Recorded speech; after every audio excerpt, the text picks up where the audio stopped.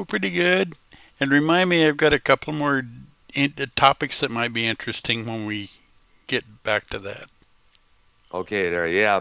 Sadly, we was hoping to get Bullfrog on the show, as I mentioned there, but apparently he's gone from YouTube once again for some reason there. Hmm. I'm not too sure what the whole situation was, but either way, knowing how things are with Bullfrog and how things go on with him, you could never tell. I'm thinking about before I understand, he had flipped out on some show, I guess, what people are saying to him in the chat, and Bullfrog not being able to handle things directly, the mind of a 5-year-old kid, he probably, his family No, got word to this. no, it's Hello? like trolls are texting and calling his family. That's what happened. And Oh, so, Oh my gosh. yeah, You know he's. what? I noticed that well, I was watching Tony from Revere's stream a couple days ago, and the trolls all after Bullfrog, Bullfrog this, Bullfrog that, all throughout the chat here. I was like, damn, somebody does not like Bullfrog, that's for sure. It's like, Well, from geez. all the years of people doing show shitting on Bullfrog, and I'm kind of guilty of that, but I never really Yeah. I never hated him like others do. I never hated him either. We just all wanted him to realize a couple of things, but his mental capacity does not allow him to do that. Unfortunately, he has the mind of a 10-year-old child, and So, sadly, that's what often backfires at times. we'll be all right. Yes, yeah. Art, are you familiar with this um, Seals and Crofts group? oh, certainly. I never heard of them, so Hummingbird, Summer Breeze, Yep. uh, Diamond. Yeah, Diamond the ones Girl. we mentioned. Yep, which we should play a little bit of. Well, this It's a good well, song there. Yeah. quick story, kind of personal, but Hmm. my stepmother, who been passed away for the last 15 years, Wow. I guess she had a she had like her cousin's daughter had a baby, and this was probably 2003, something like that, and made like this port like a picture frame with like I believe the lyrics inside of it of Diamond Girl, Hmm. because there were I don't know what the song's about, but the cousin was, they're kind of like rich and went on vacations every month, like, like they were like the rich members of the family, you know what I mean? So Right. like I don't The know if elite. Diamond Girl's like about diamonds or Girl with Diamonds, I don't know. Yeah, I don't really remember what the song was about. It's been a while since I've heard it. Well, I remember seeing the looking at the actual album there, and in the gatefold it features each one member's wives. I think Jim Seals had his wife, and Dash Crofts had his wife as well there, and inside the gatefold of the album, I think it was the song dedicated to both their gals there. Well, they did another one called Ruby Jean and Billy Lee, which was their wives. Yeah, exactly. Yeah. So they well, basically, maybe so. Who knows? But it is a good song to dedicate to your beloved lady love there. Yeah. And they did Boy Down the Road. Oh, let's see what else. I'm doing this off the top of my head. Art, would you consider um, Seals and Crofts to be like basically like Hall and Oates copied off of them? Oh no. One, they came way before Hall and Oates, and two, they don't. Their musical styles aren't exactly the same. Yeah, I mean, I Hall would Notes is know soft rock though, right? Or well, Hall Notes is more soulful. So, ah, because remember, the Daryl Hall is considered one of the best blue-eyed soul singers in the world out there. He's able to channel soul music like nobody else can. I mean, he's basically for a white guy. hmm. Yeah, that's I mean, probably a he's pretty one of accurate description. exactly. I mean, like if they were able to do a Temptations melody with two members of the Temptations themselves in 1985, then I mean, basically, if they're able to do a great cover of "You Lost That Love and Feeling," Yeah. and And of course, and let's not Oates sang forget that Daryl one, not Hall. Hall. Yeah, exactly. They both shared vocals on Right. that cover there. Yeah, exactly. And let's not forget that Daryl Hall did an album with Robert Fripp producing. Robert Fripp from King Crimson back in 1980. Yeah. Hall and Oates would be more closer to pop. Yeah, Seals and Croft would be kind of close to folk, but not folk. Mm. Kind of soft rock, close. but I like us kind of close like what James Taylor was doing back in the day there. And Carole King, Carly Simon. Summer Breeze and Hummingbird are both pretty good songs that would epitomize what Seals and Croft were. Yeah, but especially Summer Breeze. That was what they considered. That's one of the quintessential songs right there, man. Now, I was on the I was on the radio a lot back in what year was that? 73, 72? So I'm not too sure what it was, but That was a it big was a radio 70s hit. track. Yeah, yeah, What? absolutely. There. What was that, Art? That was a big radio hit. Let's see what year that came out. Okay, there. Heck, the cover band that was in one of the cover bands I was in. We did that song. Yeah. I remember this one girl who had at a karaoke bar back in Richmond, Michigan. I hung out with her and her husband a lot of time. When he came on saying the song, she stood blocked by him, and she was like, "Oh, she was in the days when that song was being played because that's like to her one of those daydream type of songs. Just puts her in a mood. Yeah, a really good song will make you come out with some emotions that you may not normally come out with. You get a Yeah, lot of feeling from it. yeah, exactly. There, yeah, yeah. So Jim Seals, the brother of Dan Seals from England, Dan and John Ford Coley, Right. died, at age 80 there. Low cause of death listed there. All right, so another thing that YR pointed out, and I heard about this, Kiss being accused of lip syncing their live show during a June 6th performance in Antwerp, Belgium. Wow. According to a video posted on YouTube by a user named The Fonz, guitarist Paul Stanley's vocal track seems to play on without him actually being next to the mic. The misplaced vocal track is thanks to drummer Eric Singer allegedly missing a beat, making up for it by adding a bar. The pyro fired off too early. Paul is left with his pants down when his vocal plays without him pretending to sing it. It's a situation where one video makes it pretty hard to tell what's going on. The vocal is pretty quiet. Stanley's near enough to microphone to where maybe could have yelled out the line.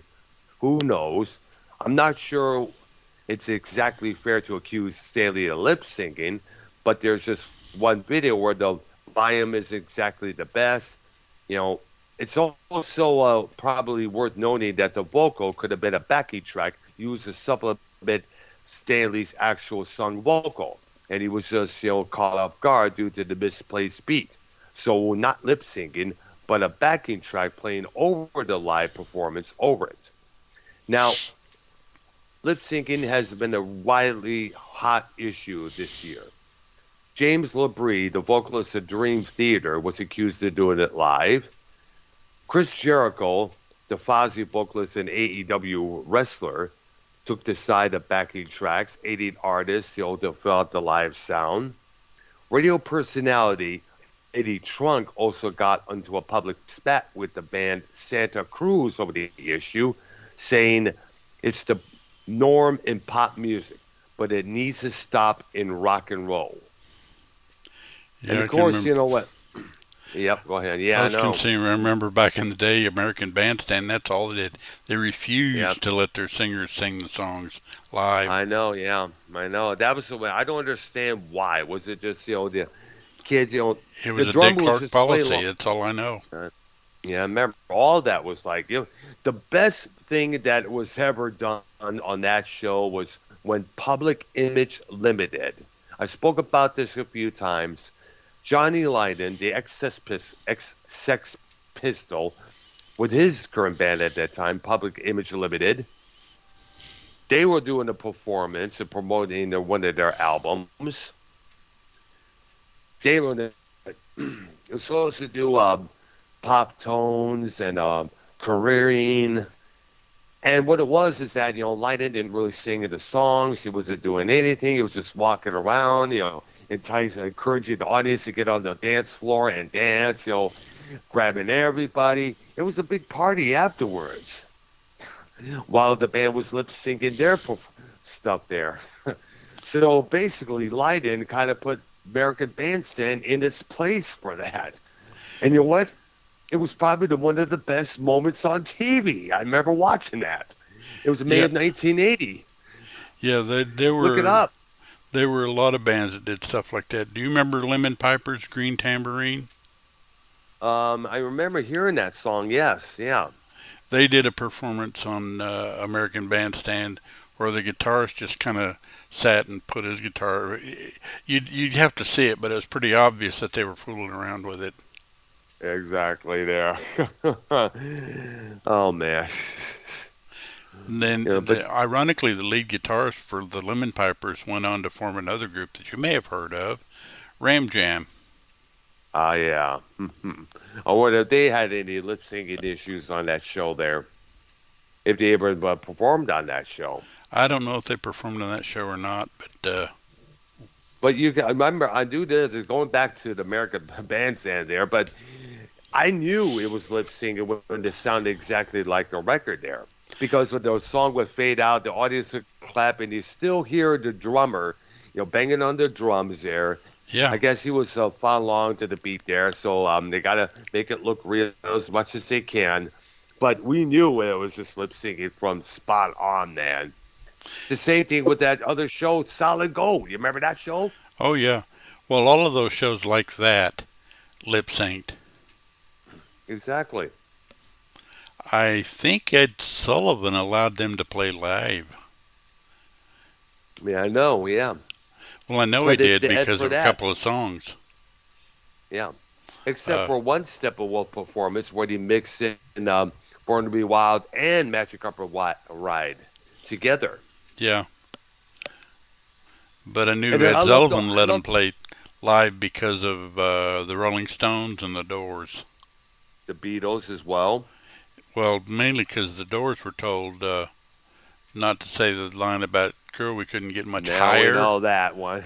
and No, he we did know it the story anyway, about it. and stared Yep. right in the camera when he You did it. promised you wouldn't say no, say higher. You promised. And then the Stones were supposed to Dude. sing on their one song, "Let's Spend the Night Together." They And were they had to supposed to, change it to "Let's spend some time together." Man. I remember right? hearing that about that as well. Oh man, Sullivan was dude. pretty hard on censorship. I know. Yeah, that's true. There. That's good. Of course, we get up and get Elvis. He had to Yeah, film his on the waist up. right. Can't be showing that pelvis shaking, no siree. Oh, Daniel, that's going to get that's so offensive. Yeah. Take a look at what's on stage right now. Right now on some shows when you think about it. There, two Sullivan had turned female over in his rappers. grave. Yeah, two. We got two. When you got two female rappers, almost simulating scissoring each other. That tells you right there. Hello. Did you hear something? What? What? What? Well, I think Yeah. YR did something, but I'm not sure what. No. Hmm. There you go. There. Okay, so I got to get now. Of course, as you know, Ark, Al John Such from Bon Jovi, the original bass player, died over the weekend as well. There, Right? he was about 70 years old. No cause of death was revealed. I already did my vlog on it. That's on there. Yeah, it's He was the making me original. feel real good to see people around my age dying. Yeah, man, I Yeah, know. that's kind of saying, okay. I know. I know. So what the? It's just like now. I got to bring up this little something here, and I already mentioned in the video that I did. He was no, like he was. I don't know. He was ousted or let go from the band, but apparently, what it was is that there were a lot of issues between him and the rest of the Bon Jovi band. And if I understand, one of the main rules in the Bon Jovi camp is to not spill their personal issues out to the public. Keep it within the band and the band only. And I guess Such broke that rule in 1993. What it was is they did an interview with Rip magazine exposing things like, yo, how many times John Bon Jovi said my bass playing sucked ass, and Richie's doing this and doing that there, and apparently, what a lot of people don't know is he he did the live tours. He didn't play on the records. It was another guy who played bass on the records. Technically, forget his name. Really? Yeah, Eddie Trump's really? talking about it all this week long. Yeah, if you look it up on the record, it's a different. He was the touring bassist on the tours, but he's the one who got Tico. What's the drummer's name? Tico Torres. Yeah. He got him and Sambora. Like, he's the one who got them to meet John, basically. Wow, yeah. There's a backstory, but technically, those records was another. I forget the guy's name, but it wasn't this guy we were talking about who died. He only did the live tour. He was touring for them. Right. I'm looking on the looking on the. I'm trying to find the whole thing here. That's here. Now, when he was basically he was either ousted or he left the group. He left out of disgruntlement. But when his spot was filled in by the current bass player Hugh McDonald, nobody has seen and heard from Such in God knows how long, up until the rock and roll induction in the Hall of Fame. There, he was able to make it there. Of course, he looked different than what he originally did there. Now, of course, I'm still looking for that article. It was a feature in Rip magazine back around that time there, but sadly, I'm unable to find it. Always able to find this news of its passing there, blah, blah, blah, and all that there. Now, of course, Hugh McDonald was just a fill-in for the time being, up until recently when he was officially named the official bass player for the group. And this, I guess, at the same time they filled their Richie Van Sambora's shoes because he left the group a couple years back. I don't know what the deal was there, but he's currently on tour with his girlfriend, Orthani, who used to play with Michael Jackson. Right there. All right. So, YR, I was warning you. I sent an invitation to Tony to be on the show there. I don't know if he has to respond yet. I was wondering maybe we could probably add him to the show there. Is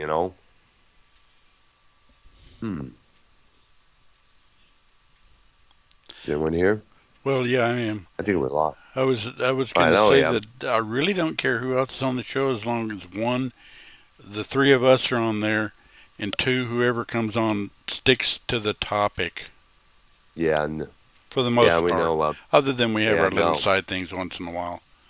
That's true. But I don't want to flip off onto things that are irrelevant. Yeah, I know. I was looking at that right now.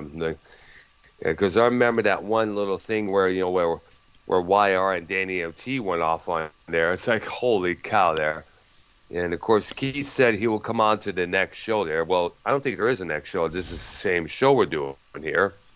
He said he'll be back about an hour from now. Well, so he didn't want to come on now? Well, I guess, he wanted to come on to hang out with us. But the problem is there was too much noise of where he's living in. Oh, that's a shame. Actually, I like him hanging out. Every once in a while he contributes something kind of funny, I think. Yeah, yeah, it's true there. But I guess the problem is, he wants to. We like to have him on the show, but I said, well, go outside and call in. It's like it's raining outside. What about the bathroom there? Suppose what's it going to come and use it there? You don't have enough, so it's one of those one stall bathrooms. I guess so. There. Yeah. All Well, right. There. tonight we were going to kind of among us bring up a group and then talk about our favorite album by them, and then the one we don't like at all, or for some All reason it right. just There. doesn't appeal Yeah, to we us. got. Which Yeah, doesn't we mean they're know. bad. It just means we don't like them as much as the other stuff. Yeah. Because I Up have to a that. couple of Up. those in some of my people. So and I have a couple as well there. They'll definitely stay there. Yeah. All right. All right. So, Wire, did you get a hold of Tony by chance? He's not interested. He's, you know, Oh, son of a bitch. too good All for it. right. All right, there. All right, so whose turn is it to talk about this here? Well, we don't really have a turn yet, but I can start it. first All group, right, go ahead, dude. first group I'd like for us to pick a best and worst is the group Yes. Uh-huh. Ah, yes. All right. Okay. The album I like the best by them is Close to the Edge. Only All three right, that's one songs, of their but they classics. are killer. Mm. Close to the Edge is an entire side if you're into albums. And then Yep, Siberian Khatru exactly. and You and I, it's the other side. Yeah.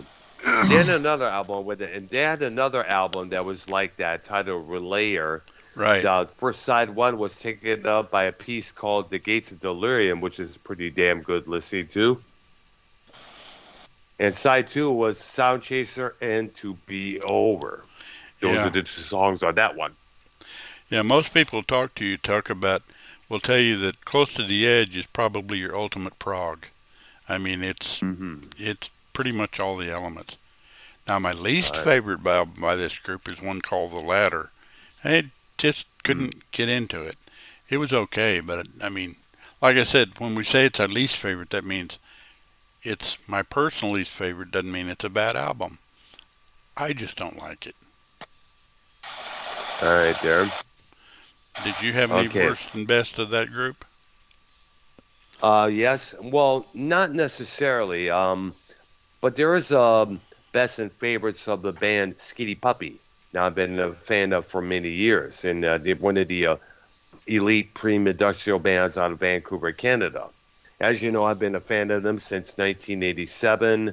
I did a show with Joe Cronin about industrial music, them being included. I saw them play many times in the past. I got pictures taken with their members, hung with them backstage back in 1980 when they played the Latin Quarter on near Woodward Avenue in Detroit. Now, my all-time favorite from them, of course, still remains Cleanse, Fold, and Manipulate. That was the record that got me into them specifically. It was one of those powerhouse of an albums which every song knocked the hell out of you at every angle and continued to knock the hell out of you until the very end of the album there. That was one of my favorites.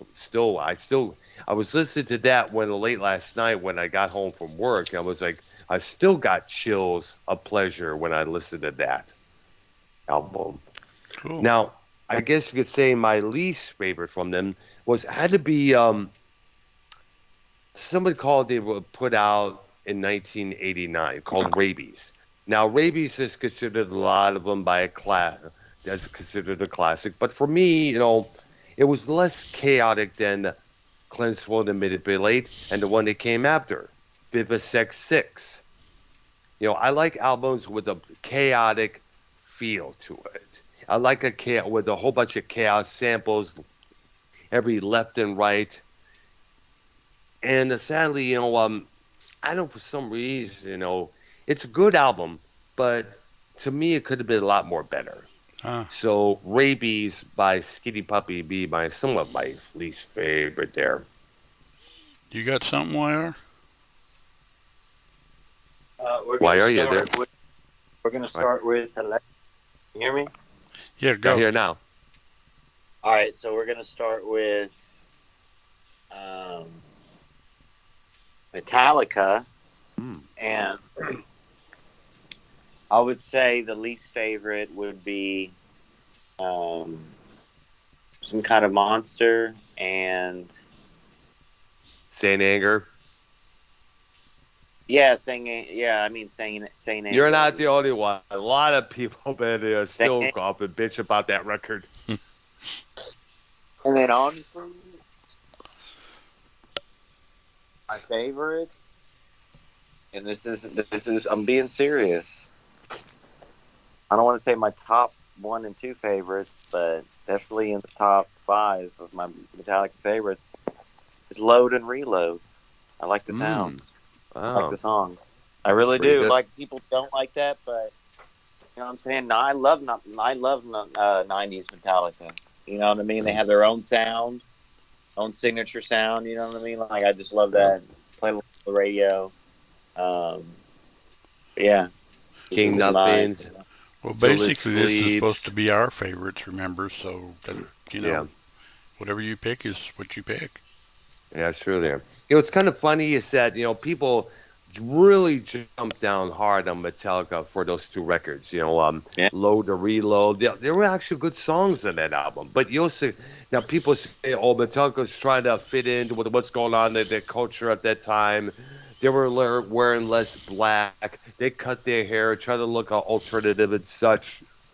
But you got to look at that from their point of view. You can't keep doing thrash songs all the time on every record. The only one that's able to do that and get away with it right now is ACDC.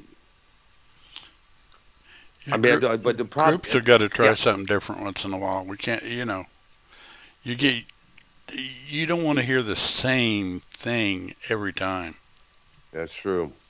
And you got to remember, when you do that, you become self parodies. And that's the last thing you want to be is that there. When it gets to that point, but you I'll should have just to say stop. look, about hearing the same songs or whatever on the radio, blah blah blah. I get all that, but just coming off of that ACDC tribute and Yeah, hearing a lot of songs that are played on the radio, "You're Back in Black," "Strip Me All Night Long," "Shoot the yeah, Thrill." When you're at when and they're not the real ACDC, but next best thing, those premium when you're at a premium tribute concert, premium tribute show. Yeah, it's a whole nother vibe. Like you're singing along to Back in Black, you're singing along to those radio hits. Still, it's like really cool, and it's a whole different Yeah. vibe, really, than just listening to it on the radio. Like those simple, like yeah, they get old, I get it, blah blah blah. But if anyone gets the opportunity and sees these songs played live, recreated, whether it's the real artist or a tribute band, the recreation of these songs live and seeing that, especially if you have good seats right up there. I mean, Well, that's a it's different just a whole. experience entirely. Yeah. that's true. Yeah. And also, you talked about the Saint Anger album. You're not the only one who had an issue with that record. When I first heard a couple of songs of that, it's like, what the fuck happened to Lars' snare drum? What the fuck? It's like, how come there are no guitar solos on that whole record there? I got it. They're trying to fit in with the new metal scene at that time. A lot Right. of new metal bands like Korn, Disturbed, Deftones, they had the same kind of snare drum sound. And there's a lot of their songs didn't have guitar solos on it. In fact, even Slayer tried to even cash in on that with one record there, and that basically all the Slayer diehards are like, "Come on, bros, okay." So there you go. There. Excuse me. Next one I got is Emerson, Lake and Palmer. Mm. My favorite by them, and again, we're talking favorites, and we're also talking studio albums. Because if I was going to include lives, Welcome Back, My Friends would be the best. But my favorite studio by them is Brain Salad Surgery. Oh yeah. Oh yeah. Oh yeah. Oh, that's one of the all-time favorites of them. If you can include Carnival 9 on an album, yeah, I'm there. All three impressions onto one Yep. track. By the way, there. Well, Can you yeah, if imagine you get the playing that whole CD. track on a jukebox? Yeah, Yeah. if you get the CD, because if you had the LP, Impression 1 first part was at the end of side 1, and then Impression 1 second part, Impression 2, Impression 3 were on the flip side. Yes, and people always said, of course, Carnival 9. That's where the radio version of that song comes into play. Yeah, because all they play is part of the first impression, and it's only part Exactly. of because the first impression is about 10 minutes on its own. Yeah. Exactly there. And least favorite was an easy choice for me, and if you see a lot of shows like this, it's the same for almost everybody. Love Beach. I just I heard don't about that. like that album. I could never understand the title of that record, Love Beach. It's like, I don't sounds know, like it's strange. an ABC. Sounds like one of those primetime ABC shows, something like The Love Boat, or the producers of Love Boat now And presents a new spinoff, The Love Beach. and if you want to What would double it? whammy, it sucks. Look up the album cover. I know. I saw it. I remember seeing the album cover as a kid. There, it's like, why do these guys look like they're in pina coladas Yeah, or something they like that? look like Why did gigolos or something. I don't know what the heck this is all about. yeah, they look like cast members. And now the cast of Love Beach are seducing all the women, taking them into their arms, and playing their sweet nothings into their earlobes. And then they find out they And already have another girlfriend there. Oh, how could you do this to me? Well, there's nothing's going on with my marriage. It's all shot all to hell. But you're the one I want to be with, baby. I know I don't want to be with you. I'd rather be with him. Why? Why you want to be with him? He's better looking. Yeah, but he's gay. Oh. well, it's funny because Sounds like. it's funny because later interviews with those guys, they panned the album and they panned the cover. I They didn't know. like it. They didn't like the cover. They don't like the album. And if you sit and listen to it, it's it's got its moments, but by and large, if you're looking for a solid ELP, you're not going to find it there. Oh man. Oh my God. Oh gosh.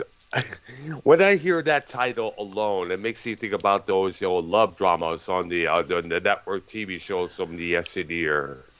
Yeah.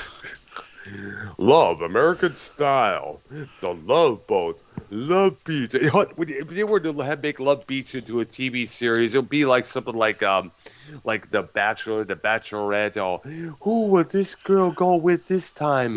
Who would be my soulmate for the next future? Who would behind me the rose, the blossom my world? Shut the fuck up, you dumb bitch, for crying out loud. You just want to be famous. Ugh. Your turn. Okay. Black Sabbath. We have a lot of favorites from them. We all know it. I had about my three basic favorites of Black Sabbath. Of course, is the first album, Master of Reality, and of course the album they did with Ian Gillan of Deep Purple, Born Again, an album I consider one of their heaviest of all heavy. It was to me the ultimate metal record, loud, rude, crude, in your face, up your ass, you name it. Came out in 1983. Saw the tour with a couple buddies of mine. I was enjoying it from start to finish. Now, fast forward to 1987. The year before, they put out Seventh Star with Glenn Hughes. At that time, it was Tony Iommi with the name Black Sabbath. Now, Seventh Star was an awesome record to listen to, no doubt about that. But, however, the following record, The Eternal Idol, The way that when it's listed like the player, Tony Iommi, and a whole bunch of different players underneath that name, it's like, come on. Come on. It's not Black Sabbath. It's a Tony Iommi solo record for sure. But then again, that's what the record label wanted. They figured the name Black Sabbath will sell more than Tony Iommi alone will. And Which the shows how songs on ignorant it, they are, because most yep, Sabbath fans know who Tony Iommi is, so yep, they shouldn't have had a problem with that. yeah, but they're thinking they believe in having the brand name Right, over everything else, no right, matter what. yeah, Because yeah, it was a good idea to use that name to sell more records. Yeah, Seventh Star went high as about 180 in the Billboard Top 200, while Ozzy Osbourne's Ultimate Sin that came out that same year was at the top 10. Hello, yeah. oops, upside your head. Okay, YR's up if he's got a second one he wants to do. Okay, there. Pass for right now. Thinking of some. Well, ironically, my next That's one was right. going to be a group by the name of Black Sabbath. There we go. Okay, my personal favorite is Volume 4. For some reason, I really Oh like yeah. that one. And Sabotage is good too. Mm-hmm. All And right. my Well, one that I don't like is Sabotage is heavy, man. the one I don't like is the same one as Earl. I don't like Eternal Idol. Yeah, no, I'm sorry that the songs on that record were just really were not up to par. It just really wasn't all that good. It just feels like blah blah blah. It's just heavy metal to sit and listen to while you study for your tomorrow's test.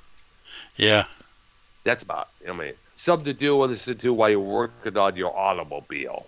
Or something to listen to while you're twiddling on your phone or taking a dump on the toilet there. And I'm sorry, but a good Black Sabbath record shouldn't do that. right. So, who's your next group, Earl? And then Pink Floyd. that's another Now, one the that I winner, had on we my all know. list. I know, yeah, we know which ones we're going to talk about.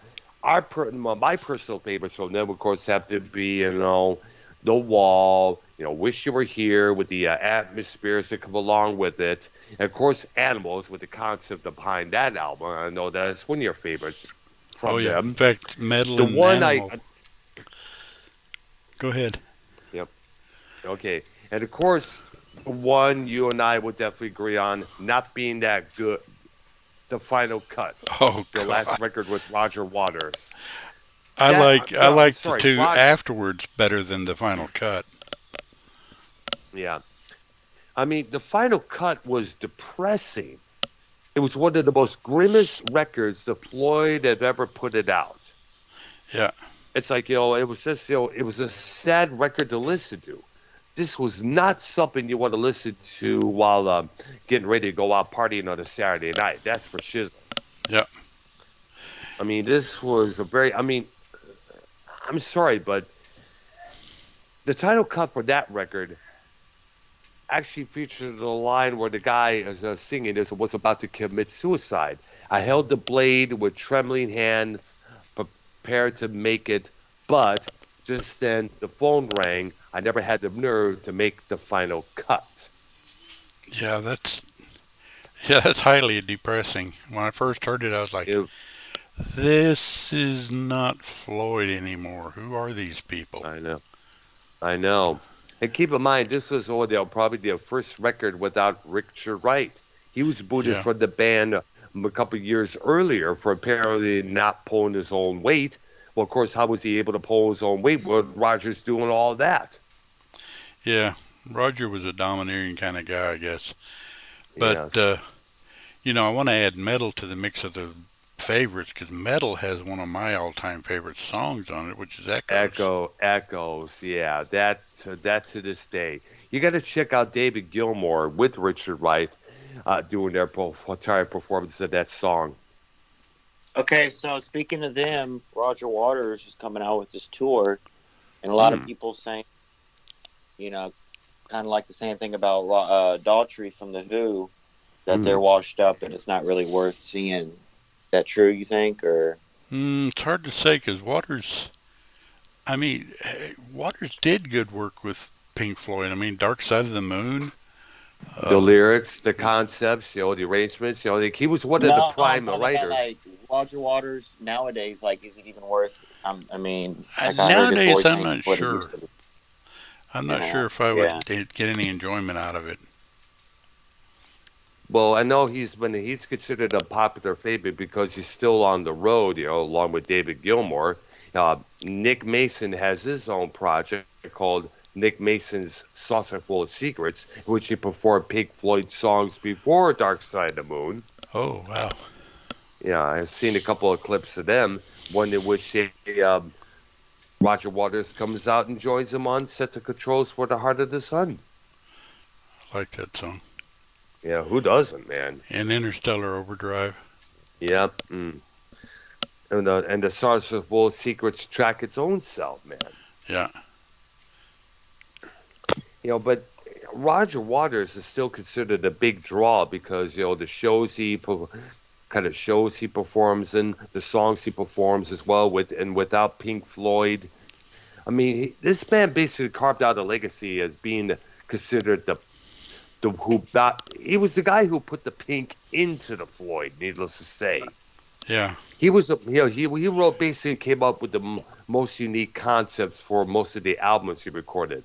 Whether it's "Wish You Were Here," which was about the record industry, "Animals," based on the Animal Farm novel by George Orwell, mixed it in with the current situation going on in London at that time. The whole UK was a economic turmoil, and of Well, course, The Wall. yeah. The first two albums were largely Sid Barrett for the most part, Yeah, that's true. and were There, totally different because they started out first as more of a psychedelic type band, which was yeah. mostly Barrett driven, and then they moved forward into Ummagumma, Adam Hartmother, that sort of thing, The more and sound, a the little more soundtracks they concept. did. There's Yeah, and both soundtracks. yep. Which, by the way, we do highly recommend. Obscured by Clouds and more. In fact, and more, there's one song called the Nell Song. Yeah, so I That's remember that. That was holy good. crow. Loud, loud, man. Isabel Bar on that same record is just as heavy as well. Yeah,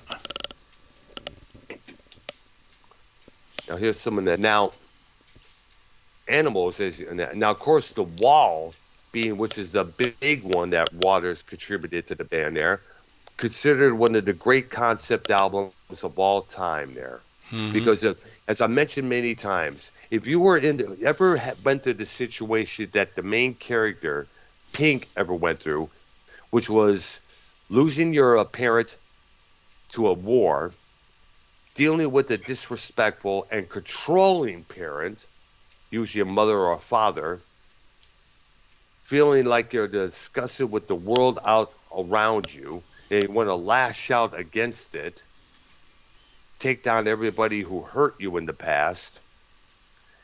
If you ever been betrayed by your lover, or whether it's a husband or a wife, if there was cheating behind your back, if you ever been through any of those situations, The Wall spoke loud for you. Hmm. And I guess that's why probably one of the big reasons why, many of the goth rock kids out there, who wants to wear black makeup, over in England, here in the States as well there, they relate to The Wall so damn well.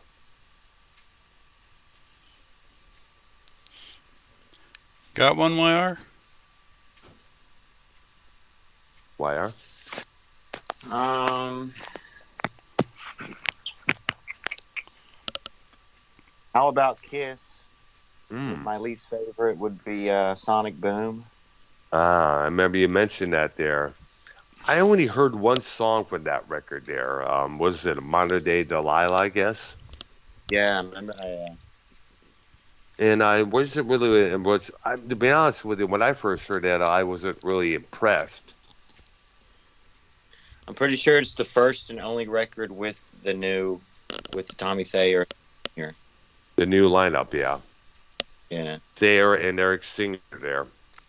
Now, what of our some of our favorite Kiss albums? Hmm. I mean, I like a lot, but what are your favorite Kiss albums, Brown? Well, my favorite would have to be, of course, Destroyer. As you know, I Right. got the resurrected version in my vinyl collection now, which I'm starting to build up slowly but surely. This was a remix by Bob Ezra, their producer of that album, and they added some parts there that were not in the original there. Comes with a little background story as well. Now, the least favorite that's many considered by the Kiss diehards out there would have to be, and there was for me there was some good songs on this record there, but there's a couple that should have been a lot more done, a lot more better, you know. And I'm speaking of Music from the Elder from 1981. It was the first Uh, record with Eric Carr as a new drummer. It was a concept album about this boy being the chosen one to take on this villainous Mr. Blackwell character. It hmm. was the first Kiss album that did not feature any pictures of the band on the front or back or gatefold. And apparently, Bob Ezrin was on with the idea at the time was to please the critics. You know, hey, we got this record. It's got orchestra arrangements. It's got some has a choir sing along. You know, but kind of well for me, there are some good standout tracks on that record there. But for me, they could have came up with a little more sort of something a lot more. They could have reworked it. They could have reworked that record to make it more powerful. And I guess what it was Right. for me is that they were trying to cash in on the success of The Wall by Pink Floyd. Hey, let's get the guy who co-produced that record to work on our record. You know, let's see what we could come up with. Not only we could come up with our own concept album, we could please the critics who in the past have bashed us. Well, guys, Didn't don't work. please the. Yep, you know the only it didn't do that well on the charts. Hardly got no radio airplay, and this kind of helped put Kiss into a big grave. You know, a couple years later, they tried to come back with the Creatures of the Night, but that record didn't do this so well, despite it being one of the most best produced records there, with one of the best songs. Of course, that was up until Animalize came out a couple years later. In fact, they had to take off the makeup to really reinvent themselves. Yeah, I'm not that well versed on Kiss albums. I mean, I know them, I know their songs and stuff, but I'm not like highly knowledgeable. But Mm. the music from the Elders one, I'll agree, is pretty bad.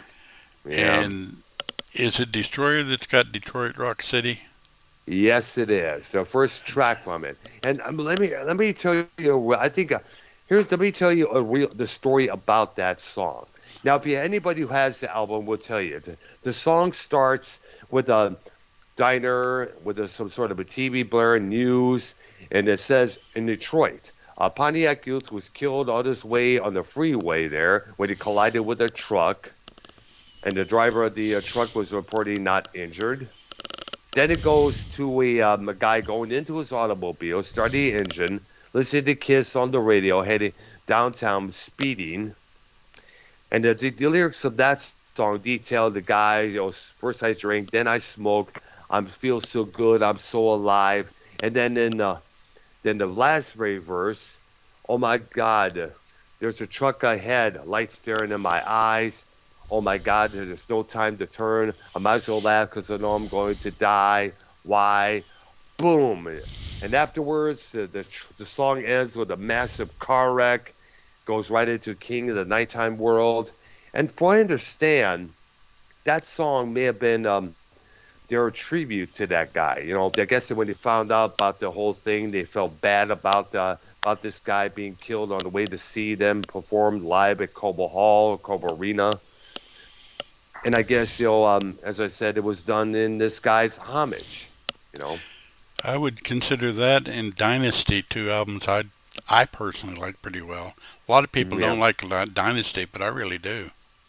Well, of course, Dynasty, it was where they would try to almost cash in on the disco craze at that time. We all know I Was Made for Loving You, which has now become a cult hit when you look at it. Many bands have been covering it, including some band out of Romania. I guess they call themselves the Iron Cross. Well, They the did their one song I version. really liked in that album was their cover of 2000 Man, Yeah, nice. the old Rolling Stones song. Yeah, nice. Let's not forget their cover of Then they called it Then She Kissed Me, whereas the original was Then He Kissed Me, you know? Yeah, and of course there's a cover of God Gave Rock and Roll to You, which they kind of changed a little bit. Yep, The old Argent song. absolutely. But their version is God Gave Rock and Roll to You two. Two eyes in there. I mean, the Roman numeral two. So it basically Right. picked up what we're talking about there, yeah. Of course, and of course, I guess, Kiss caught lip syncing again, as we detailed early on the show there. Right. But then again, I got to remember, Paul Stanley, you got to remember, singers, when they grow old, their voice changes, as some of the testosterone goes down, the that and all that's there. I mean, I even remember reading, I mentioned this on a couple shows we did in the past there, that when Rob Halford tries to shriek as loud as he can, like he used to in those early records and performances, he says he tries to do that nowadays, his balls will just drop off onto the ground. Yeah. Nah, I mean he still has it. It's still Yeah, sure. it's Yeah. not as not just like Unleashed from the East, but it's there, better than Still others. there, yeah, absolutely. Much credit to him. Much credit to the guy. Yeah, the next group I'd like to do is kind of difficult because there's several versions of this group, and we're referring to the Great Deep Purple. Oh, yeah. I mean, it's kind of tough because the versions are distinctly different. Absolutely there. But I guess if we're going to combine them all, I like I like all three albums by Mark One, but probably my overall favorite is a Mark Two album, In Rock. Oh, yeah. I had that record. And we know the songs from it. Dang. Steve King. Yep. Badass record. Flight of the Rat, Living Wreck, Hard Loving Man, Child Steve in King, Time. Child in Time, one of their essential ones on that record there. And I think someone's calling YR, I guess. Probably Keith again. And, okay, and your least favorite from Deep Purple? I didn't really like Come Taste the Band. I like Tommy Bolin, but that album, other than Mistreated, wasn't all that good. I have, me. I have yet to even hear that record altogether there. You know, I guess it's just because, oh, shoot, Blackmore's not with them anymore? I don't know. Problem, Because it's not a most bad likely, record, yeah. but I just didn't like it as much. And it's kind of weird because, like I said, it's hard to find an album by Deep Purple and say, oh, this is bad. Because that album's not bad. I just don't like it. What about the albums with the Steve Morse replacing Richie Blackmore? And those are decent. And I like the ones before Blackmore left too, Burn and Stormbringer. With David Coverdale and Yeah. as a singer there. Yeah, Burn was actually a really good album. All right there. So what would be your favorite?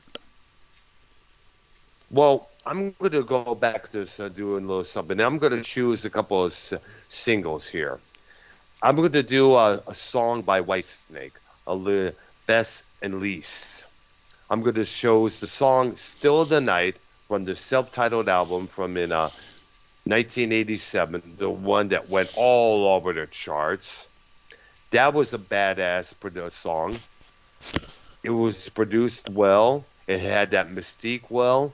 It had a mystery to it. It's like a mystery movie, along with the desire for this one woman there. The video that went along with it as well. There, you know, that's one of the best songs.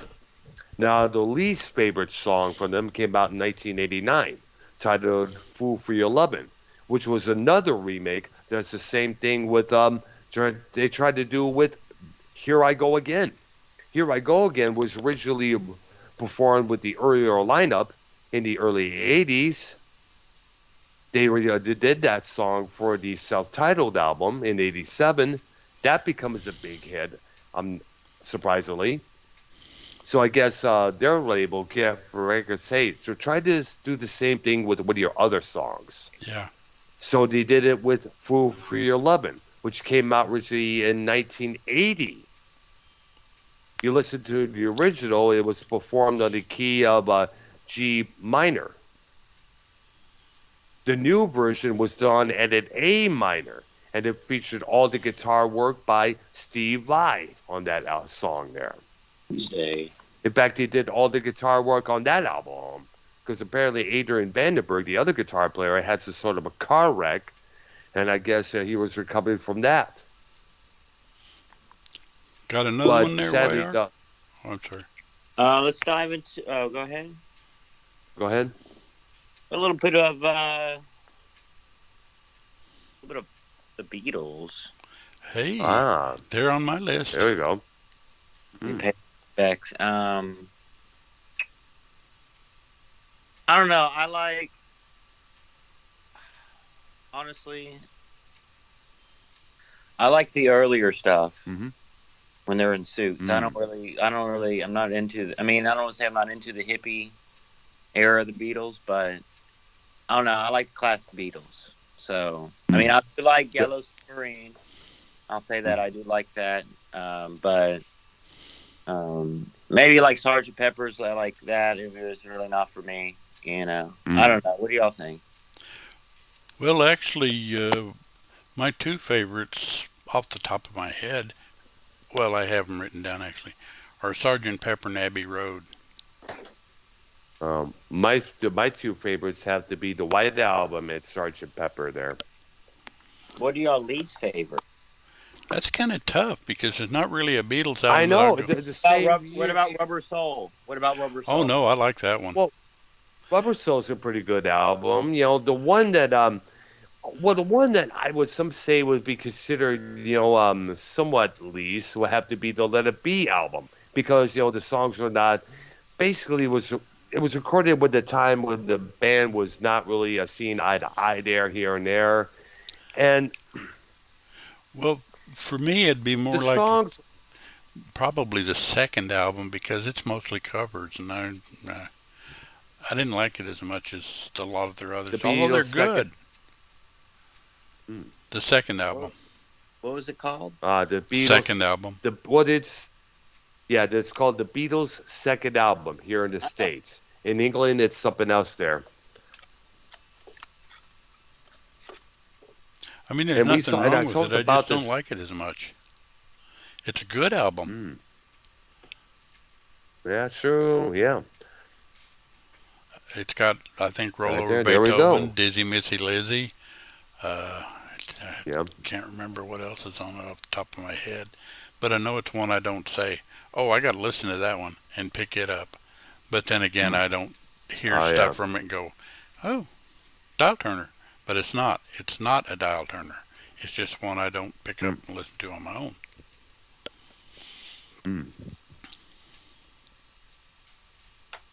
So basically, like I mentioned, it's one of those records that you listen to while you're doing some sort of a work project there. Yeah, I mean, it's I see. it's something that's not bad to listen to, but it's not one I'm going to pick up and listen to. Okay, there. Okay. Now, I was also into Ramones as a kid there. My favorites from them had to be Rocket from Russia, End of the Century, Too Tough to Die, Subterranean Jungle. I remember those great songs like, the KKK Took My Baby Away, We Want the Airwaves, Do You Remember Rock and Roll Radio, High Risk Insurance, the cover of Baby I Love You, the Ronettes song, produced by Phil Spector, who produced that whole album, end of the century as well there. My least favorite song from them, and we're talking about a song because I don't know the whole album that this song came from, came out in 1996, and it was a song called Poison Heart. And to me, it's just, I didn't really like it because it was produced and it sounded so much like some of the hard alternative bands out there, whether it's Jim Blossoms, Dishwalla, or any of the new alternative bands out there that would, it just sounded exactly like that, and I'm sorry, I was not big on that kind of scene, Deborah. Back to whenever they play some Jim Blossoms at my workplace, I'm like, give me a break, dude. I never was into that scene. I never into that stuff there. Ugh. Okay. Next group I got, I'm going to jump back into prog, is Genesis. And again, you got two different Genesis here, but I'm combining them for purposes of this. I think my favorite Genesis album is Selling England by the Pound with Peter Gabriel. In fact, I like most of the Gabriel stuff ahead of the Collins stuff, other than Trick of the Tail. I do like Trick of the Tail. Well, I do like the other Phil Collins Genesis, but there we're starting to get into top 40. Yeah, at that time, pop. Thanks to that song, Follow You, Follow Me. You remember that guy I used to listen to, Casey Kasem? Yeah. Yes, I do. Yes. Troy native. And also the voice of Shaggy in the original Scooby-Doo cartoons. Oh. And also the voice of Robin in the Hanna-Barbera Super Friends cartoon series as well there. Yeah, he was. If I'm not mistaken, he used to be on the oldies station, and he used to do and this was the song blah blah blah in this year, and here it is. Like he had he did something like that. I remember that show too. Yeah, so he was the original host of America's Top 40 radio show, where they counted down all the top 40 hit songs, whichever year it was from, 1980, 82. Yeah, he did. Yes. I used to listen to that show, bro. I was like 7, 8 years old. Yeah, well, I was listening to a long time ago, man. Back in the 80s and 1979 there, man. And when I first heard it, I was like, oh, wow, this sounds like Shaggy. Like from Scooby-Doo. I was like, oh, wow. And then it took to realize who it really was. Now, my least favorite Genesis album, it's kind of tough. Because I wanted to say their first one, From Genesis to Revelation, because it was them kind of trying to find themselves, and it was experimenting. But it's got its moments. It's pretty good. I'm not a fan of the album with We Can't Dance on it. I can't remember the name of that album. We Can't Dance. That's the name of the song. That's the name of the album. Oh, that is? Well, I'm not a fan of that album. They came out in 1991, and I was not a fan of that song either, It's kind of like, what? That was just one that they pretty much took all the roots and pulled them up and dried them up and threw them away. Yep. They went totally pop with that album for the most part. I want to find that one, find tracks with that other singer, Robert Wilson. They released an album titled Called All Stations in 97 after Phil officially left the group.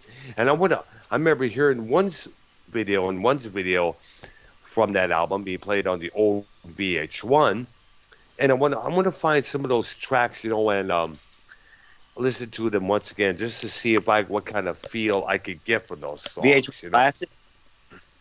VH1, well, actually, VH1, when it was still known as that channel Ah, before it became a reality show channel there. like MTV. Exactly. Of course, VH1 Classic's now MTV Classic, as you all know there. Right. All right, my next one is Motley Crue.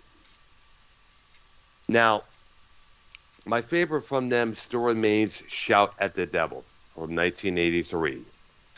And if you look up on the internet, you can see, you remember the cover that's so supposedly out there with the members of the band with their hair out to here, there, the leathers and studs there. That's not the original album cover.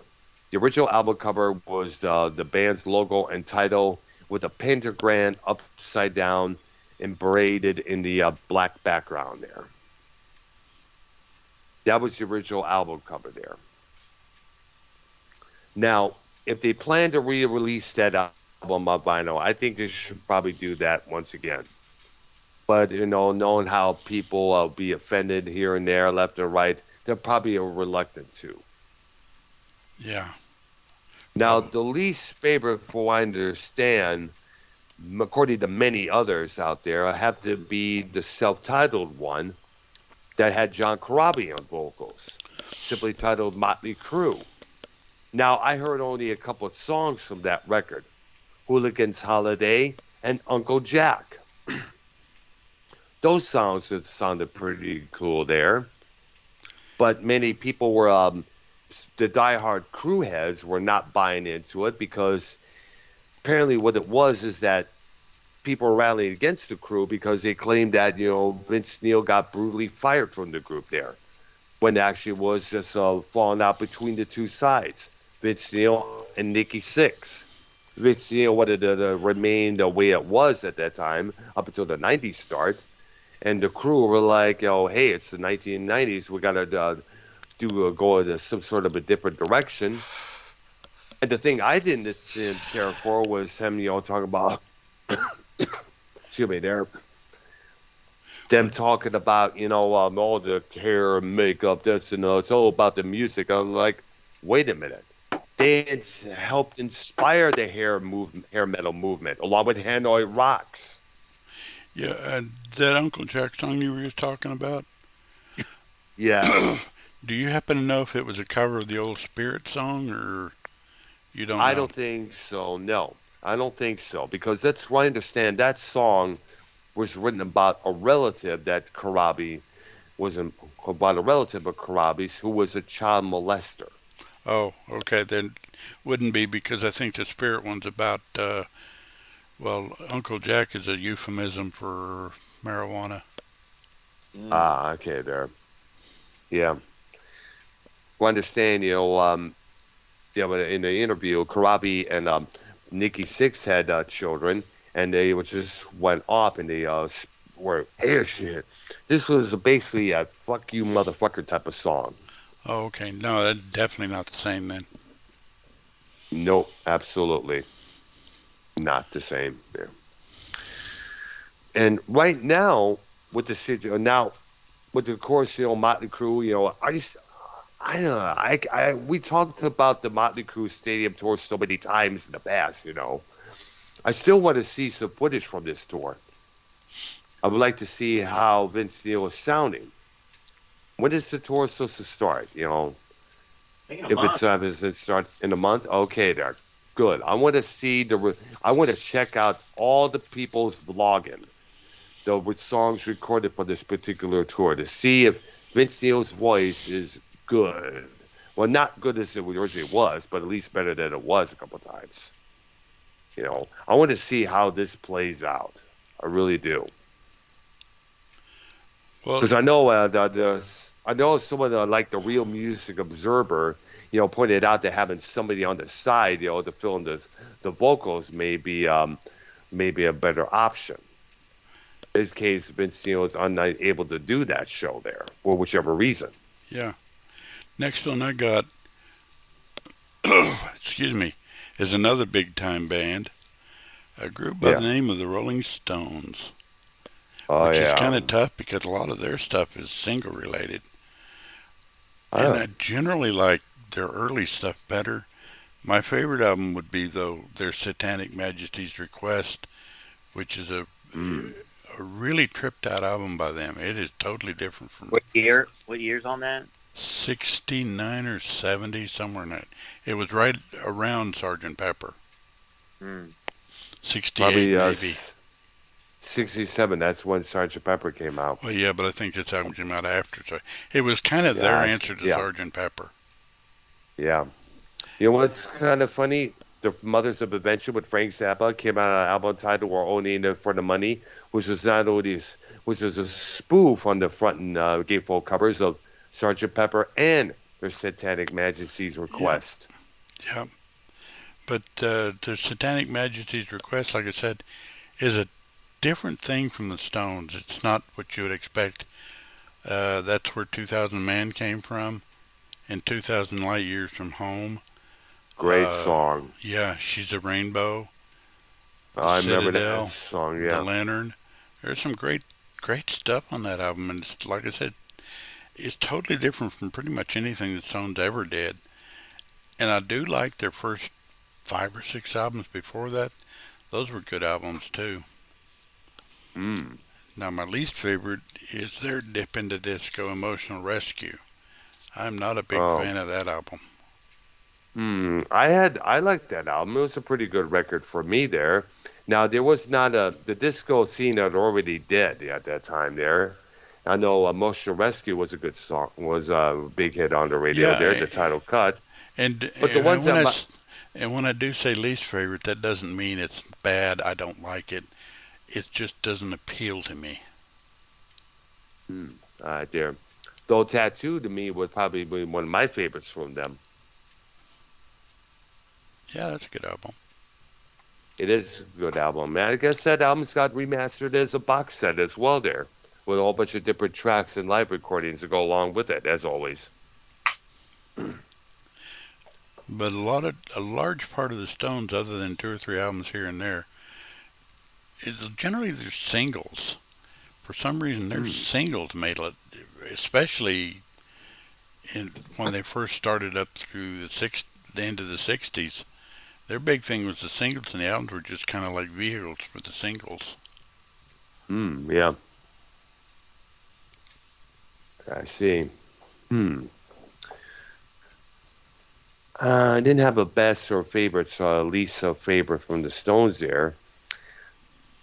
But I'm thinking of, see, you could come. I'm still trying to come up with something here. Arc there. Let's see. Hmm. Bob Seger? Bob Seger. Hmm. Ooh, You got one? You got a couple from him? That or the Doors? All oh, right, the go Doors are ahead. another good one. In Ah, fact, the Doors were one of them I was eventually going to get to, but Let's dive into the let's do Doors. them now. Yeah. yeah, let's do that. Yeah. My least favorite. Well, let's not do least favorite. My personal favorite by them was the Strange Days album, Hmm. Hmm. Ah. and oddly, my least favorite is probably not Other Voices. The one that came after that. I think it's called Inner Circle or something like that. At any Full rate, Morrison's circle. more Full circle. Yeah. Morrison's not on it, Yeah, and it's yeah, just he's not on not it, the or same. on the voices either. Yeah, yeah. It was Ray Manzarek took over for the vocals on those two records there. Well, Other Voices had a couple of songs on it that I could tolerate for the most part, but After Morrison died? yeah, both those Yes. albums. Yeah. Neither one sold that well. Gee, I wonder why. Uh, Obviously, yeah. but yeah, my personal favorite is the Strange Days album. I really like that album, especially when the music's over. Yeah, it is. Well, I never really had any of those records that Arknolia mentioned there. I only had the first record. That was about it. And That's a good one. American Prayer. Yeah, absolutely. And of course, American Prayer, which was basically consists of the Doors get back in together in the studio to do some backing music to Jim Morrison's poetry session there. Yeah. And Waiting for the Sun was a decent album. Morrison Hotel was a decent album. L.A. Yeah, Woman was a decent album.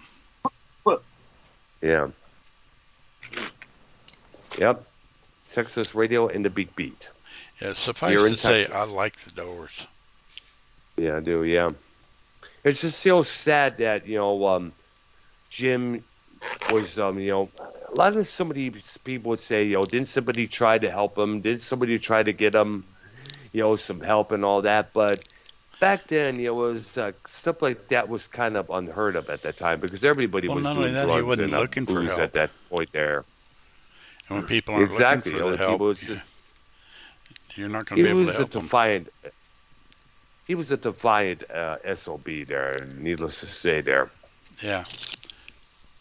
Okay, we can get back to Seeger. Oh, Okay, yeah, I was gonna that's ask about. that's it's tough to find the least and worst for him because I know the songs and I know the catalogs for the most, but not where I can spout out a wow. Mhm. Yeah. Well, let's skip it. Give some of our favorites, and let's move to Iron Maiden. Hear All Earl. right. All right. One of my favorites from Iron Maiden would have to be Somewhere in Time from 1986. And because it had that sound, that cover, the atmosphere, and plus the guitar synthesizer on some of the tracks. My favorite standout track would have to be Stranger to Strange Land. Because that was, of course, as I mentioned about that Iceman that was found in the North or South Pole there. It all depends which one. I got to look at the article to find out exactly where he was found. The face that this man had on, the look he had was like horrifying to look at. And you could see the pain on his face as he perished, saying, where's this, all these people? This is the land of ice and snow. This ain't no brave new world, far away from his loved one and friends. Yo, I just came up with a new show topic. Hmm. Like our favorite music videos or top music videos from back in the day. Yeah, it's a good idea. Great idea. Because, man, there are some memorable music videos out there that need to be mentioned. And just some of these videos were the ones that got us into the artists that we speak Right. about today. Okay, Yeah, back on topic. The next Yep. group I'm going to mention, it's a group by the name of Led Zeppelin. Oh, yeah. My personal Nice. favorite is Physical Graffiti. Hmm. All right. And oddly, the one I like the least, although I don't dislike it, I just don't like it a lot, is Coda. Hmm. Yeah, well, that one's what basically a bunch of collections of leftover tracks that from different sessions there. Yeah, I know that the song Walter's Walk, I guess, was a leftover from the fourth album, if I understand there. yeah, it's basically a collection of, like you said, leftover stuff or Yeah, remixes, especially I Can't Quit You Baby. yeah, I know. I guess it was done at a sound check or a performance there. And the side true also had three tracks that was meant to go on into the outdoor. As I mentioned, that album was supposed to have been a double album, but they decided to make it a single album instead, and they put those three tracks away for the time being. Okay, name your favorites. From the Zeppelin, yeah. My two favorites have to be In Through the Outdoor and Presence. And I don't think I have a Least favorite doesn't mean you dislike it. It just means exactly, yeah. because I like Coda. I don't really have that one, but the one that was not really it's not my least favorite, but the one that was really didn't really float my boat that much. That'd be the third record because it was mostly acoustic on this most of the tracks there. But then again, they were trying to do something to display a different side of them as well there. When it first came out, I was kind of like, "What is this?" but I've grown to like the album. Yeah. Some people, I guess some people would feel the same way. Of course, it was a criticism of this record that would inspire Page to come up with the idea for the next record, the fourth record, with just no title, no print on the front and back, just the image of the man with the sticks tied onto his back, the photo of that along to the wreck side of a building there. Of course, the gatefold. We all know the images like the back of our hands. That was done to see if the music would sell all together as a whole. And wouldn't you know, it worked. Yeah. What did some people call that album Zoso or Four? So what is The Zoso? four, I don't know. That was something I understand Jimmy Page came up with it on his own. And I think the three circles that John Bonham had on his drum kit, that symbolized man, woman, and child. I'm not too sure what the other two symbols that Plant and Jonesy had for themselves there. I got to look it up there sometime soon there. So did YR give us his favorite Sep? Hmm. I don't know. Not really into them like y'all are. But Oh, okay. I like, you know what? I like physical graffiti. Hmm. Oh, we all love that album. Everyone loves that album. That's one of their prime records there. Mhm. Okay, I got another group I'm going to ask you all about. Okay. Rush. Hmm. That's going to be a tough one for least favorite there because they've been known to put out X album after excellent album after excellent album there. Yeah, and Moving Pictures, that's the one with Spirit of Radio, right? No, that's Permanent Waves. That Permanent came Waves, out. okay. Yeah, that came out a year before. Permanent Waves is my favorite. Hmm. Hmm. I Free like Will, that the one. other song for that album, that was a Yeah, big hit on the radios just as well there yeah, because it spoke very much. Even though you may not have a choice, you still made one. right. That's just some well written stuff.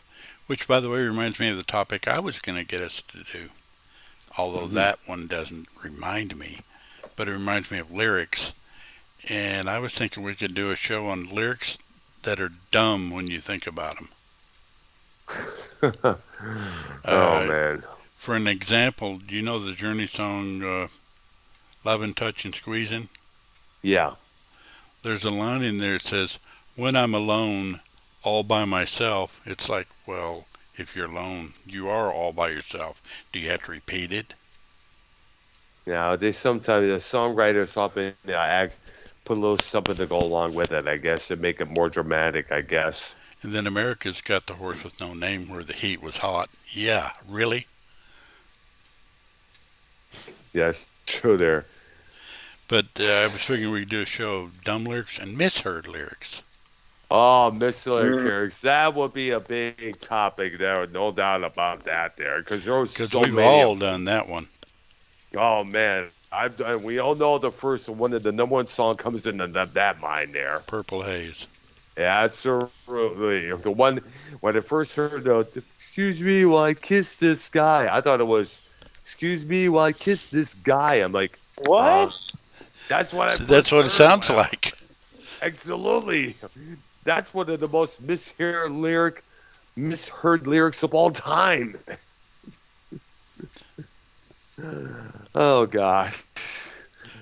Well, And my there's go ahead. I was going to say my least favorite Rush album, like you said, there's not a bad one, but I'm not a big fan of Roll the Bones. Hmm. Well, there's a lot of people that don't like. I personally like. What's the one? Subdivision. Oh, No. that's a Such good one. Yeah, I like Succubus that. is a good song there. That, he loves it.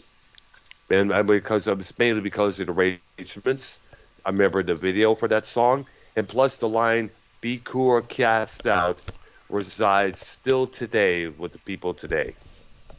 Because, the people are led to believe if you can't be cool like us, go home. Yeah. What they're saying, oh, that's basically how kids are taught to feel. You know, if you don't smoke, if you don't drink, if you don't snort condoms through your nostrils, you're an outcast.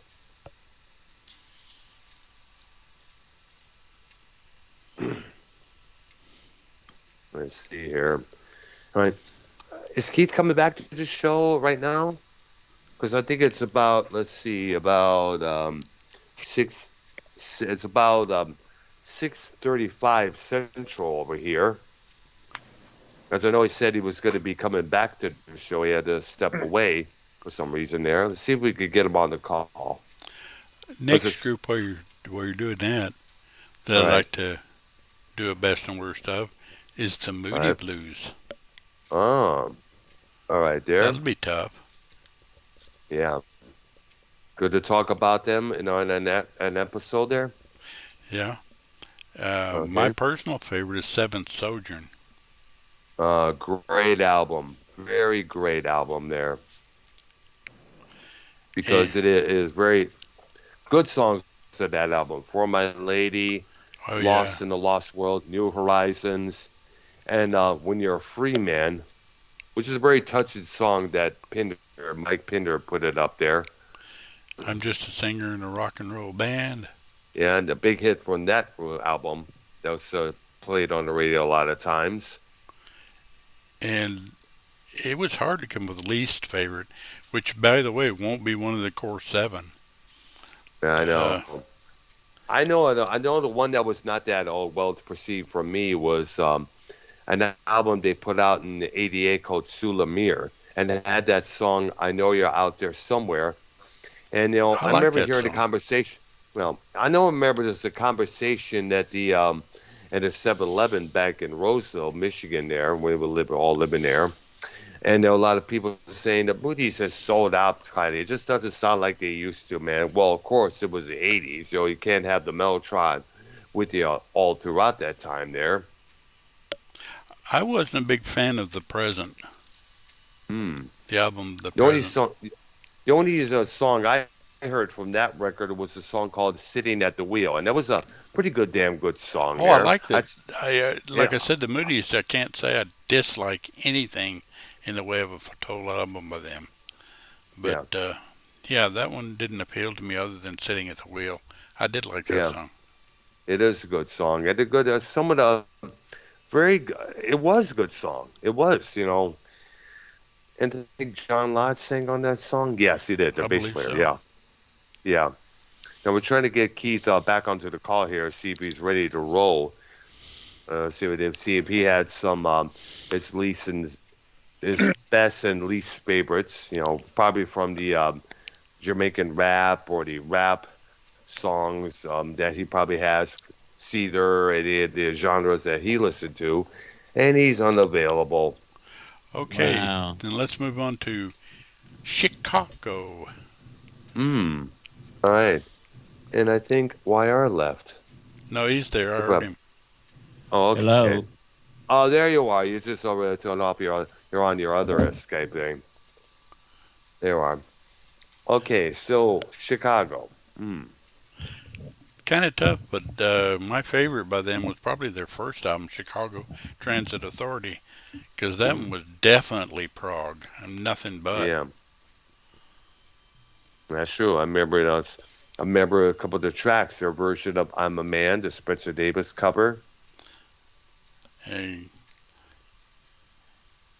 And of course, introduction. absolutely there. And I guess the least favorite for them, I don't. When it comes to least favorite, there was a lot of people complaining about some of the later ballads that were required to record and put out that's suggested by the record label there. Yeah, I wasn't a big fan of 21, which was pretty much their last album, but it was ironically, I think, like number 16 or 17, but they labeled Hmm. it 21. I don't know why. I don't know. And I like I don't know why. 5 because it's got one of my favorites, Dialogue. Uh, it's hard to tell for me because hmm. Because it's a tough call for me to say what's your least favorite one because I never had any of their records there.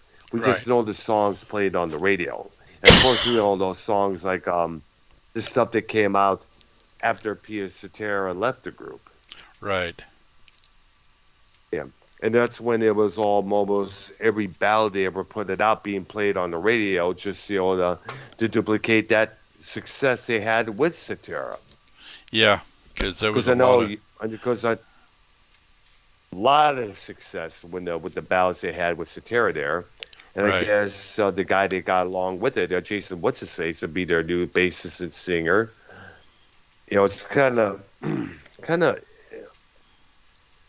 it's hard, but it's hard to put him in as say. But either way, I guess they were like, put into the position where they had to come up with a successful ballad.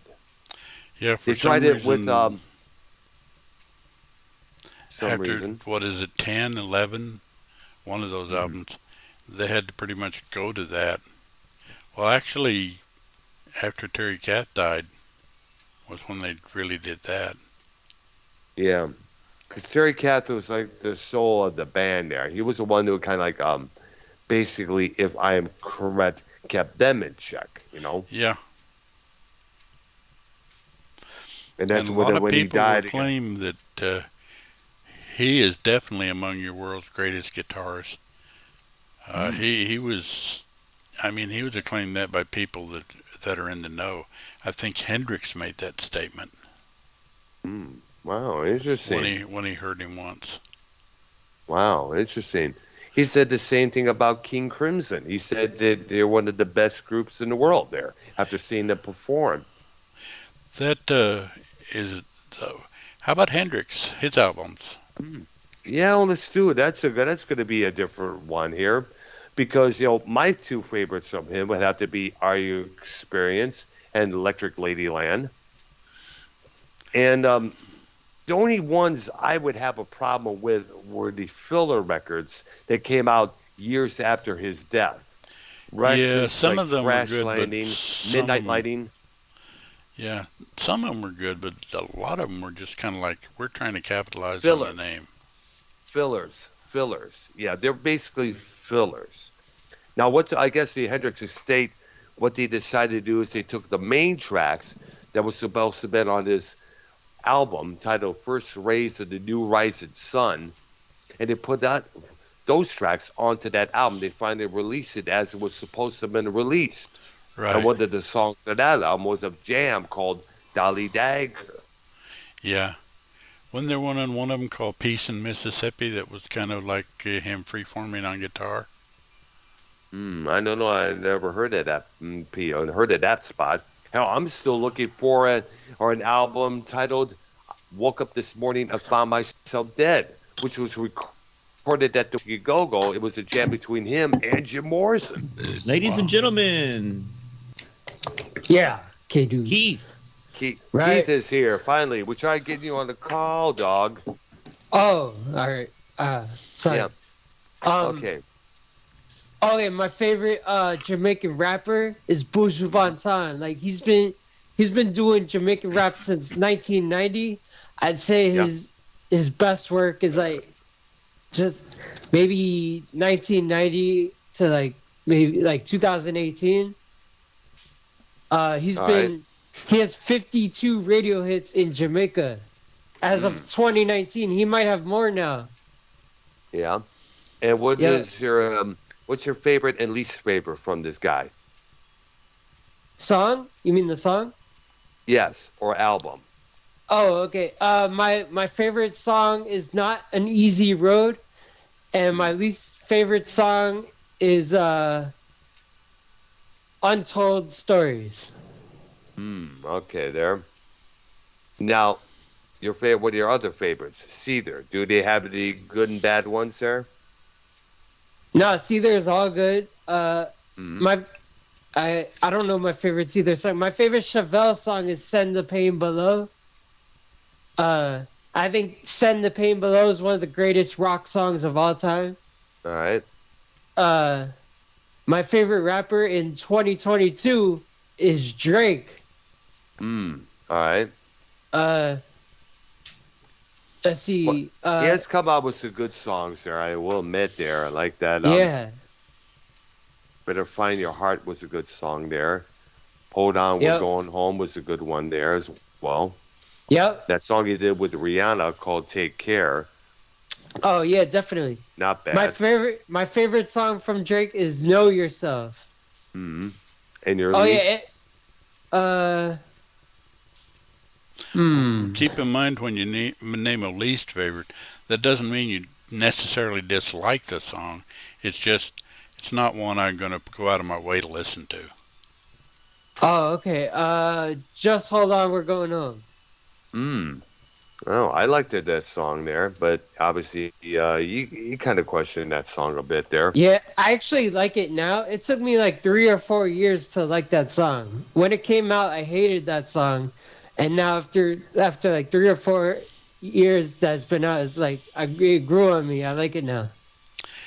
I Mm. found that to be the case with some songs and artists too. I didn't really like them when they came out, but after I listened to them a few times or forced to listen to them, whatever, I thought, this song isn't too bad. And then I'd get to the point where I liked it. And then there's other Ah, songs I liked when they came out, and then I got to the point where I got tired of them. Yeah. Okay. Cool. My favorite R&B artist is Genuine. mm. I remember hearing that name. Yep. My favorite Genuine song is Last Chance. Mm. Uh, let's see. My favorite reggaeton uh artist is Daddy Yankee. My favorite Daddy Yankee song is Dura, Mm. and also Dura remix too. I see there, yeah. Any least favorites of them? No, I Okay, like them there. all. What about Luther Vandross? Oh, nah, I don't like any of his songs. Oh, come on. The Luther Vandross is a badass when it comes to the crooner business there. Oh, okay. What's his most famous song? Many of them. Never Too Much. Yeah, A House Is Not a Home. His cover of Superstar. Give Me the Reason. Songs like Stop for Love. You got to start listening to him. He's like 80s and 90s there. Dance with My Father is a touching song to listen to Okay, okay. there. I know the song. I think I know the song "Dancing with My Father." I'm not sure if I know it. I might know Dance it. with My Father, yeah, it came out in 2002 there. Oh, okay. Yeah.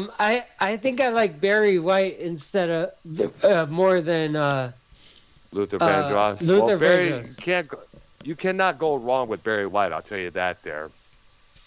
Yeah. It's Practice What You Preach. I like Oh that yeah, song. I like that song pretty good there. I remember that came out in the 90s. When he came back in there. What song Yeah. your favorite from the 70s that he did? Oh, I don't know any of his songs from the '70s. Oh, you got to I look at think those. what? I get a list right for you. Can't get enough of your love. Oh, I know that one. I know that one. That one's Yeah, good.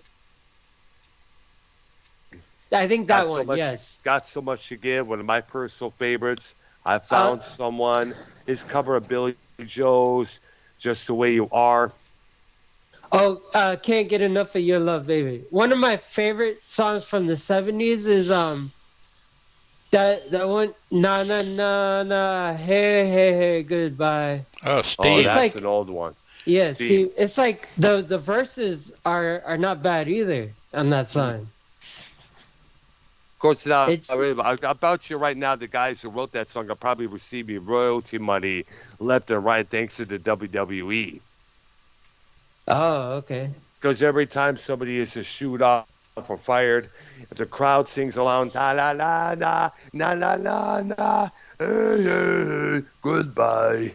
Yeah, I don't like that song because it's like not the I don't like that song the way like everyone else likes that song. I don't like it because it's like catchy to sing at at like a WWE event or some other event, or just the chorus, just because the chorus is catchy. Like I like the verses in that song too. Yeah. Of course, people focus on the main chorus for the obvious reason. And Yeah, I remember it was Yeah, but sampled actually, by Keith a. has a point there. It's pretty much, the way you should really get into a song is the whole song, not just one little part of it.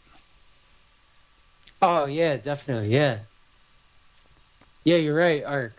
And really mysterious in my chat says he likes it when Barry White does the intro to "Kiss and Say Goodbye" by the Manhattans. I gotta look that up now. Thank you, Mr. Mysterious, there for the suggestion. Gotta definitely check that out there because Barry White had that awesome deep voice. It always made the girls wet in their pants. Yeah. Oh yeah, and my favorite EDM artist is Eric Prydz. He has like eight. ED. He has like eight radio hits. What is He's ED? What is it? EDM, EDM. electronic ED, dance electronic music. dance music. I see Yeah. there. See the EDM is an umbrella, and under the EDM umbrella you have trance, dance, techno, dubstep, whatever else. EDM is an umbrella. You should also look up EBM. I guess bands like Anitzer Ebb, Front 242. I guess that means electronic body music. I guess it is, if I'm correct. Oh, okay. I never heard of EBM. Me neither. Oh yeah, I've heard of it. Yeah, I've heard it a couple years back. It's along with the industrial rock realm there, with the two bands I just mentioned, Front 242 and Neitzer Ebb. Yeah, I had Sirius XM for like 10 years, and I would listen to the station BPM. I would listen to like 30 music stations on Sirius XM, and oh, hold on. Go ahead. Dog So had we're a talking to question. them, I guess. All right. The dog had a question. I heard him. Yeah, I was gonna. Did I have a question? Oh, I forgot. Did I we got lose distracted YR? myself. I don't know. I haven't seen. I know. Let me check there. Says he's still here. I I'm guess here. he's Ah. there. Yeah, good. And I thought I was silent. He's probably listening and learning. So what do we want to do tomorrow night? Oh, I say we talk about music videos. Okay. Yeah, And our another favorite topic I want music to videos. add to the list, if anybody's got a list, is concerts we've attended. Oh man, how many? Which is our favorite? Which is our least? Well, we can get into that too, yeah. No, absolutely there. All right. But the music Yeah, we video gotta one talk will be the about one I that. guess we do tomorrow night. Absolutely there, because I got a list of great music videos that were that are very memorial, very memorable. And we're talking about music videos from the past where we were growing up with the old MTV. Right. Right there. What do we got here? There's some sort of a spam bitch ass. Fuck this. Yep, gone. Figures. You're gone, Sizzy. Spam as always there. Is it Suzy Cream Cheese? No, I don't know what it is, but it's one of those jackass advertisements that hurry up, get a deal on this the deal on this medical product here. I'm like, nope, you bitch, you're blocked. What's got Am into I you, gap? honey? I don't know. That's a Mother's Invention thing. I remember, yes, Yeah. I remember I had that album. Freak Out. Susie Cream Cheese, what's gotten into you, girl? All right, there. Let's see what we've got here with TJ's Loverboy at Pine Knob. They're playing there right now. Oh, there's a guy that apparently really changed his appearance as the lead singer of Loverboy, if it's the same guy. Yeah, Mike Reno, yeah. He's apparently gotten I portly seen and it. Yeah, he can't sing like he used to. But hey, it happens to all of us. It would be like if I redid any of the songs in there, I wouldn't be anywhere close. Did you get to see the rest of the videos? now I'm looking. I'm listening to it right now. I'm on here on my phone here. They're doing. They are doing. YR's calling here. I guess he'll guess Tony's with it. It's Playoffs Live with Tony here. Let's see if we can. I'm going to answer this one to get you guys in the call. Hey, listen. I'll talk to you tomorrow. Okay, Ark, Keith. Oh, okay. All right, there. I guess All we're right. gone. I guess we're going. Right now. We'll go on and see what's going on with these guys here. All right. Talk to you tomorrow, Arky.